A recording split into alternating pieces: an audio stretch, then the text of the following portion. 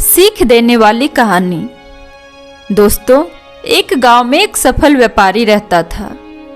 उसके पास एक अच्छी बड़ी दुकान थी और आमदनी भी इतनी थी कि गांव में सबसे ज्यादा अमीर वही था। हर आदमी उससे अच्छे से बात करता और वह भी लोगों की बहुत मदद करता। वह दिन रात मेहनत और बाकी समय पूजा पाठ भी करता। सभी लोग उसकी बहुत इज्जत करते थे, पर उस व्यापारी की एक बुरी आदत भी थी। वह जल्दी गुस्से में आकर लोगों को बुरा भला कह देता, जिससे गांव के बहुत से लोग उससे नाराज रहते। और जब वह नाराज लोगों को मनाने जाता और वो लोग नहीं मानते तो उसको और गुस्सा आता और वह और बुरा भला कह देता। और फिर बाद में व्यापारी को बहुत बुरा लगता। एक बार गांव में एक बहुत ज्ञानी संत आए। कुछ ही दिनों में दूर दूर तक उसके ज्ञान के चर्चे होने लगे। जब यह बात व्यापारी तक पहुंची तो वह दौड़कर संत से मिलने पहुंचा। व्यापारी ने संत की बहुत सेवा की और अपनी समस्या बताई। संत ने व्यापारी से कहा, तुम बहुत सारे कागज के टुकड़े लो और पूरे गांव में फेंककर फिर मेरे पास आना। व्यापारी बिना सोचे समझे दिन भर कागज के छोटे छोटे टुकड़े पूरे गांव में फैला देता है और फिर संत के पास पहुंच जाता है। संत उस व्यापारी से कहते हैं, तुम्हारी समस्या का समाधान मिल गया है, बस तुमको एक काम करना है। तुम जाकर उन सभी कागज के टुकड़ों को इकट्ठा करके यहाँ ले आओ।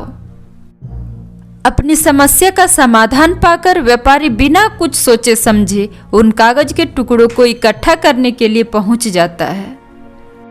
बहुत देर तक कोशिश करने के बाद व्यापारी को यह समझ आता है कि यह काम करना तो नामुमकिन है। वह दौड़कर संत के पास पहुंच जाता है।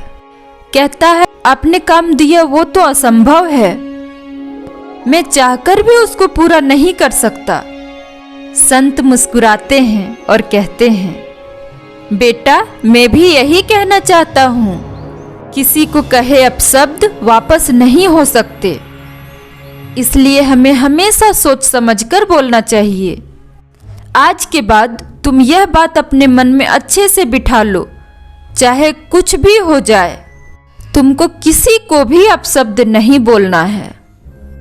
संत से प्राप्त इस ज्ञान से व्यापारी की आंखें खुल जाती है और वह दोबारा जब भी किसी से गुस्से में कुछ बोलने वाला रहता है, उसको कागज के टुकड़ों का उदाहरण याद आ जाता है। दोस्तों, इस कहानी से हमें यह सीख मिलता है कि कितना भी मुश्किल क्यों ना आए, हमें किसी को अपशब्द नहीं बोलना चाहिए, क्योंकि अपशब्द से हुए नुकसान की भरपाई करना असंभव है। गलत शब्दों से किसी को ठेस नहीं पहुंचाना चाहिए। दोस्तों, हमें उम्मीद है कि यह कहानी आप सबको बहुत अच्छा लगा होगा। तो कमेंट कर जरूर बताएं यह आपको कैसा लगा। और हाँ, साथ ही मेरे चैनल को सब्सक्राइब करें, लाइक करें तथा शेयर करना ना भूलें। थैंक यू दोस्तों।